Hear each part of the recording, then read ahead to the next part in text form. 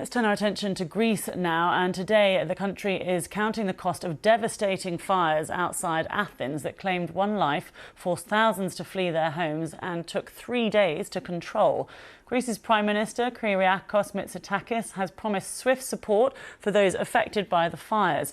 Meanwhile, the country's fire service has warned against complacency as high temperatures and winds risk flare-ups or wildfires. Let's speak now to our correspondent Azadeh Mashiri, who's in one of the affected suburbs in the northeast of Athens. How is the situation there, Azadeh?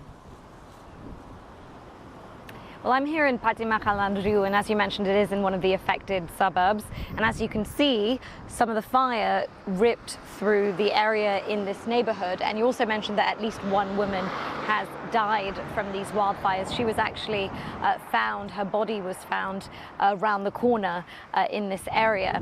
Now, the government is trying to take stock of the damage, and especially to damages to homes as well as businesses like the one behind me. Now, this was a building that sold construction materials. It was also a consultant. It offered services to people in the community. And we spoke to the owner, who said officials have visited and promised that the owner of this business, given the kind of damage you can see here, the rubble, they will receive support, financial support quickly in order to rebuild. That's exactly what you mentioned in terms of what Prime Minister Kyriakos Mitsotakis has promised. He's promised that there will be swift support.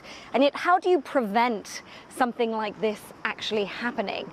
Well, scientists say that climate change has a big role in all of this, that it increases the likelihood of the dry, hot temperature that we're experiencing here in Greece, that is likely to fuel wildfires like the kinds that have devastated so many homes and businesses here around and in Athens.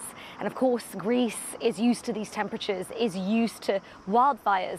But climate change, according to scientists, has a role in the severity and the frequency of these extreme weather events. But in the meantime, for owners who have experienced loss like this one has, they have to wait until they receive that support. And in the meantime, the country is also under high alert, knowing that high temperatures, stronger winds could lead to more scenes like the ones we've witnessed here the past week.